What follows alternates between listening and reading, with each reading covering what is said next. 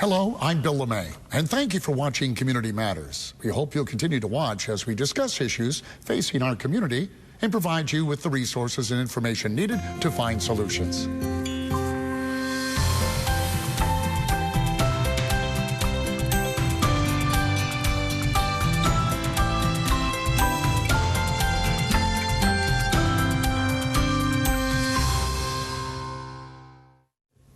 We all know the importance of staying active and supporting our community. Today's guest has dedicated himself to both. Pernell Edwards. He's the owner and operator of Goombay Raleigh-Durham Social Sports League, and he's here with us today to talk about sports and fundraising. Pernell, welcome to the show. Good to see you, man. Thank you. Thank you for having me.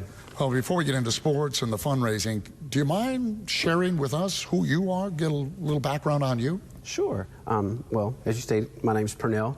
I graduated from Shaw University. I graduated with honors, magna cum laude. And so, yeah, I have a passion for sports, and that's why I'm here today, sports and fundraising.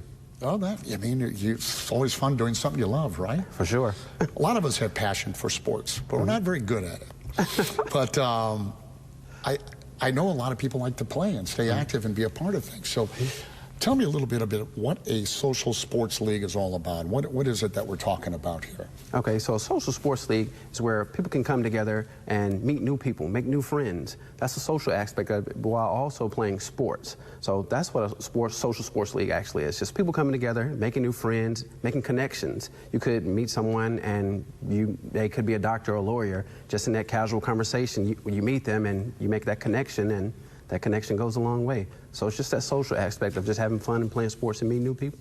Well, that's cool. And usually there's a bar associated where I come from up in Wisconsin. It was always drinking. But is that essentially why you set it up? Was because you wanted a social network, or is there something more here? Well, a little bit of social networking, yes, but really my passion has always been there for sports. It started some years ago. Started off as a volunteer at a YMCA in Greensboro. Started off just coaching kids, and then I've always been into sports, as in starting my own sports teams, whether it be flag football, dodgeball, kickball. I've always been, hands-on when it comes to sports. So when I moved to the Raleigh-Durham area, I still was hands-on, still volunteering, coaching kids and stuff like that. But, my passion, once I finally graduated with my recreation management degree, that's when it really opened my eyes. My passion for sports, I wanted to kind of bring it to life. Okay, and you talk about your passion, and it sounds like you really like sports, but is there something more to it? I mean, it sounds like you mentioned kids, for instance. Is it what sports can accomplish? Is that what drives you here? Yes, so as it relates to kids, I know a lot of kids, they don't really have a lot of people they can turn to. Some kids don't, So with kids, it kind of helps, it gives them an avenue to channel that energy. It could be, they could have a situation that's not going well in the household, but they channel that energy when they come and play sports, So that's why I stepped into that role of volunteering and helping kids, I just saw some kids I knew that were going down the wrong way, so I tried to just show them a different way. Now Goombay. Where does that come from, and tell us a little bit about that. So Goombay has actually been around since 1988. Wow. So it started with a gentleman named James Godwin. He's actually from the Maryland area. So Goombay has been doing sports and adventure since '88. I believe they ventured over into more of the tournament style of sports in 2005. So we have an outlet here in Raleigh, Charlotte, and South Carolina as well. Now, what kind of sports are we talking about? Generally, anything. It could be kickball. We primarily do kickball, but kickball, flag football, dodgeball, volleyball, anything that's pretty much sports related. Well, how does somebody like me, who's not great at sports, if I want to participate, how do I participate? Maybe I want to get my own team together. Can I do that? That's a great question. So the only thing you would actually do is just visit our website, sign up as a free agent for any sport. Really? So I don't have to have like 10 friends to come along with me? No, you do not. That's the main thing. That's the best part about signing up as a free agent. You actually get to meet people that you've never met before. That's the part of the networking. Well, I know we talked a little bit about kickball. Just for the folks who might be watching, what kind of sports are available right now that they might be able to participate in? Right, so as of right now, the only sports that are available are just kickball. We're actually starting our kickball league in April. We're actually starting that April the 11th. So after that, we're hoping to actually run into our flag football league. Now, I imagine COVID probably curtail someone on what you could and could not do. Right. But the thing that I think is pretty cool about this is, if you're somebody that got picked last on the team in high school, you can be a captain of the team. In other words, it's open to everybody. I mean, what kind of groups are we talking about? Age groups and skill levels? So yes, it is open for anyone. I think that's where a lot of people get it kind of confused at. I think when they think of sports, they think like you have to be very athletic. You really don't. Like you said, if you were picked last in high school or college or wherever, it doesn't really matter. You know, you can be the captain of your own team. For me, it's more about having people come in and have fun. So we accept the ages of 18 and up. Beautiful. And now more than ever, getting out and getting active. It's getting harder to do that. This is a great alternative. All right, well, after the break, we'll be back with Pernell to discuss the mission of RDU Sports Foundation and a whole lot more, so I hope you'll stick around.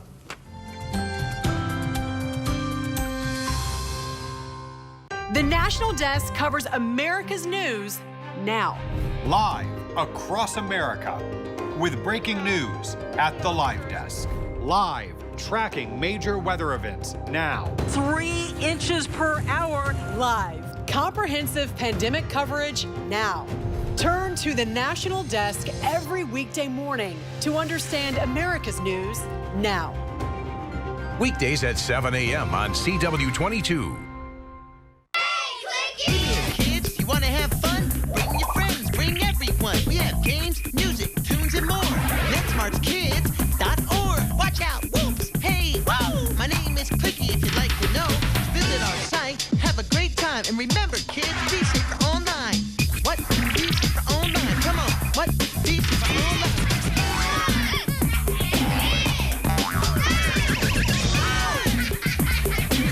NetSmartsKids.org. Riddle and Brantley is proud to present the myRDC High School Hoops Riddle and Brantley Scholar Athlete of the Week. From Southeast Raleigh Magnet High School, the Riddle and Brantley Scholar Athlete of the Week is Ricardo Hall. Ricardo has made AB honor every semester and carries a 3.5 GPA. Ricardo stays active in his community by donating clothes and food to those in need. This All-Star is now entered for a $3,000 scholarship at the end of the season. Congratulations to our Riddle and Brantley Scholar Athlete of the Week. We're the Slumber Party Girls. What's red, small, and whispers? A horseradish! How do you fix a broken tomato? With tomato paste. Remember, kids, eating plenty of vegetables is important for a well-balanced diet. And getting plenty of laughs is important for a well-balanced sense of humor. What should we play next, guys? The Genius Guide to the Big Bang Theory. Bam! Sheldon, Leonard, and their friends are geniuses. That's my work. This is really impressive. I have a board. If you like boards, this is my board. Their lives consist of work, comics, and games. Checkmate. It must be humbling to suck on so many different levels. Until Penny moves in across the hall. Hi. And gives them something else to think about. Our babies will be smart and beautiful. Not to mention imaginary. The Big Bang Theory, every weeknight. Watch it here weeknights starting at 7 on CW22.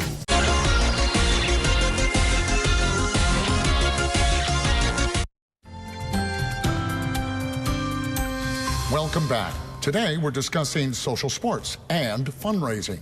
We're back with Pernell Edwards, who wears many hats, and now we're going to be discussing RDU Sports Foundation, of which Pernell is the co-founder and CEO. You're a busy guy. Tell me about this sports foundation. What is it? So yes, so me and a partner of mine, Tamara, who actually met her in 2019. I met her while we were actually volunteering for Rivals, which is a fundraiser to actually help raise money for the Alzheimer's Association. She and I came up with this idea of coming up with a sports foundation so we can actually raise money for different charity events. So it could be for cancer, it could be for Alzheimer's, really pretty much anything. So we want to tie in sports and doing those events, but also raising money for different awareness programs. Well, that's kind of a unique idea, it really is. But a lot of these charities, I think, don't they have that fundraising arm to it? What makes your service so much better for them? Right, so they actually do, but with us, people when they're playing sports, you know, you're giving them that competitive side of still playing and competing in sports while also actually having them donate to whatever cause that you're actually doing. So they're donating to a cause while you're selling them that aspect of, you know, still being competitive in whatever sport they're doing. It could be a kickball tournament, flag football tournament, dodgeball, but they're donating that money to give to whatever cause it is. Now, you and your co-founder, I get it, it was a great idea, but why even follow through on something like this? I mean, if I understand it correctly, everything that is raised goes right to the charity. Correct. So explain yourself, sir. Why would you do something like this? So, great question. So, it all started with an idea I had in 2019. I had a kickball tournament called Kicking for Cancer, kicking with the number 4, cancer. I started that event because I wanted to raise money for cancer awareness. I actually have 4 family members in my family passed from cancer, so that's where the number 4 actually comes from. So, I wanted to either give it to a society or an organization to help them with their, awareness or however they want to use the money, or just donate it to maybe a family who's actually in need of it, So that's where it actually came from. So it's not about me gaining something from it. What I really gain from it is just from helping people. That's what I gain from it. So it's a personal thing with you. It's a personal thing. Now, for the charities, because you're specializing in sports events, sporting events, that's something most charities probably, other than maybe a marathon of some sorts, they don't generally get into. So what do you offer those folks that they probably aren't even aware they need your services? What do you offer them? Let's say it's Bill's charity. I'm going to have a big funding event for whatever. I come to you. What is it that you bring to the table that I can't bring to the table myself? I think it's a lot. I really do. Okay, great question. So let's say if you did actually want to put on a fundraising event, a sporting fundraising event, but you actually don't know the resources of how actually going by to do that. So what you could use the RDU Sports Foundation to actually help put on your event. So what we do, we use our resources that we have gathered, and we actually help you, I guess you could say, maximize on your fundraising event. There's a lot that goes into it, though. I think for the viewers, so they understand, and there might be people out there who could use fundraising, it's not as easy as just saying, hey, show up on Saturday, is it? There's a lot that goes into it. Let's say you're putting on a kickball event, for instance. What goes into something like that? Great question. So what goes into that is a lot of variables. You have to think about things like, it's little things that people don't think about. You have to have an insurance. You have to have an insurance policy for a venue. You have to first find the venue. You have to lock in the venue. Once you lock in the venue, then that's when you go into the insurance and things like that. So it's really a lot that goes into it. It's not as easy as people think, but luckily for us, we've made ties and connections with people in both Raleigh and Durham. We've made connections with people in the Durham Sports Commission and the Greater Raleigh Sports Alliance. Well, and that I think is really important. Now, where do you see this all going? I think it'll probably be much bigger than it is once COVID's out of the way, but what do you see down the road? What I see down the road is people who definitely want to come to us. Maybe, like I said before, they don't have any clue how they want to put on a charity event, but they want to make it a sports connection related, whether it's softball, we can make it happen for them. If it's kickball, we can make it happen, flag football. So I definitely see us using the information we've gained and learned and the connections we've made to start putting on different events to help people raise money. I think that's awesome. And if you are out there and have his services, he's got a website. In fact, don't go anywhere, because we'll be back with Pernell, and we got a lot more to talk about. Stick around.